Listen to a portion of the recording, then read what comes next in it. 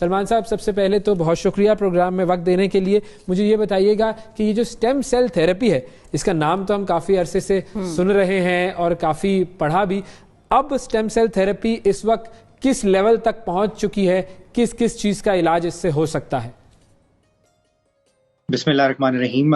Thank you for inviting me. سب سے پہلے تو آپ نے جو بھی ابھی اسٹیم سیلز کے بارے میں کہا، دیٹ واز اسپاٹ آن، کہ یہ ہمارے جسم کے وہ قدرتی سیلز ہیں جن کا کام ہے ریپیئر کرنا. جب بھی کبھی چوٹ لگے یا بیماری ہو تو یہ ایکٹیویٹ ہوتے ہیں اور اس جگہ کو نارمل کرنے کی کوشش کرتے ہیں. ہم اسٹیم سیلز فزیشینس ایسی بیماریاں جس میں بیماری کی جو میگنیٹیوڈ ہے وہ بہت زیادہ ہے اور جسم اس کو خود سے ٹھیک کر نہیں پاتا، یا ایج کے ساتھ ساتھ ہمارے اسٹیم سیلز کا جو نمبر ہے وہ بتدریج کم ہوتا جاتا ہے، تو ہم جسم کے ان حصوں سے، جیسے کہ بون میرو اس کی بڑی اچھی ایگزامپل ہے، بون میرو سے اسٹیم سیلز لے کے وہ سیلز جو جس آرگن کے لیے ریکوائرڈ ہیں ان کو سیپریٹ کر کے وہاں پہ انجیکٹ کرتے ہیں، جس سے کہ وہ جو جسم کا آرگن ہے وہ نارمل کی طرف جانے کی کوشش کرتا ہے. This is stem cell therapy in general.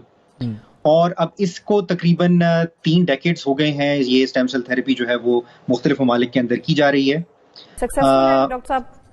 جی، اور بہت سکسیسفل ہے. تقریباً 100 کے قریب ایسی بیماریاں ہیں جس کا اس سے علاج ہو رہا ہے. تو اس میں ہم مین بیماریاں کون سی ہیں جو بتا سکیں آپ؟ جی، اس میں زیادہ تر جیسے مسکولوسکیلل، گھٹنے درد ہے، کا درد ہے، گنٹھیا ہے، اس کے بعد پھر دل کی امراض ہیں، خون کی بیماریاں ہیں، دماغی بیماریاں ہیں. کئی، جیسے میں نے بتایا، تقریباً 100 کے قریب انڈیویجول بیماریاں ہیں جس میں اس کا علاج پوری دنیا کے اندر ہو رہا ہے. اور ہم پاکستان کے اندر یہ تقریباً 4 سال سے ایک اسپیشلائز لیب کے ذریعے لوگوں کا ٹریٹمنٹ کر رہے ہیں. اور ابھی آپ نے ذکر کیا، اب ہمارے پاس یہ کیا کہتی ہے اسٹیم سیل تھراپی کی جو نئی ریسرچ ہے وہ کیا کہتی ہے اس کے حوالے سے؟ کیا یہ ٹریٹ کر سکتے ہیں ہم؟ ایبسولوٹلی، جی بالکل.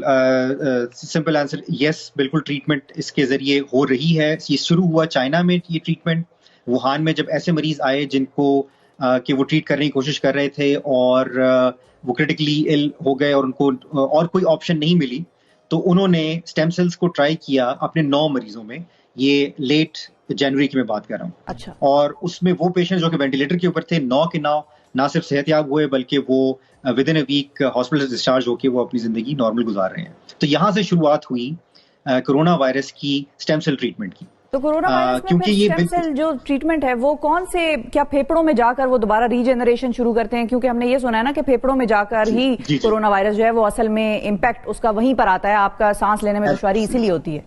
ایبسولوٹلی. تو یہ جو وائرس جو کہ خطرناک اس لیے ہے کیونکہ یہ پھیپڑوں میں جا کے وہاں ایک بیماری جس کو پلمری فائبروسس کہتے ہیں وہ انسٹل کرتا ہے، جس کی وجہ سے سانس لینا دشوار ہوتا ہے اور ایونچولی وہ موت کا باعث بنتا ہے. تو اسٹیم سیل جب ہم انجیکٹ کرتے ہیں تو وہ پھیپڑوں میں جا کے وہ نیوموسائٹس جنہوں نے کہ سانس لینے میں مدد دینی ہے وہ ریجنریٹ ہوتے ہیں، جس سے مریض کی کنڈیشن بہتر ہوتی ہے. جی بالکل ایسے ہی ہے. یہ بھی بتائیے کہ یہ جو اسٹیم سیلز ہیں یہ جس انسان سے حاصل کرنے ہو تو پہلے تو مجھے یہ پتا تھا کہ یہ جب آپ کے امبلیکل کارڈ سے حاصل کر لیے جاتے ہیں کہ جب انسان پیدا ہوتا ہے، اور کیا بون میرو سے نکالا جا سکتا ہے؟ یہ کسی بھی عام انسان سے اسٹیم سیلز نکالے جا سکتے ہیں؟ کیا اب ہم اس جگہ پر پہنچ گئے ہیں یا پھر اس کو ایک خاص ایج میں ہی نکال کر پریزرو کرنا پڑتا ہے اور پھر ان کو علاج کے لیے استعمال کیا جاتا ہے؟ جی، ویری گڈ کوشچن. یہ دونوں طریقوں سے کیا جا سکتا ہے. آٹولوگس یعنی مریض کے اپنے بون میرو سے بھی سیلز لی جا سکتے ہیں، بون میرو سے بھی لی جا سکتے ہیں، بلڈ سے بھی لی جا سکتے ہیں، فیٹ سیل سے بھی لی جا سکتے ہیں. مختلف طریقے ہیں. تو مریض کے اپنے بھی لی جا سکتے ہیں.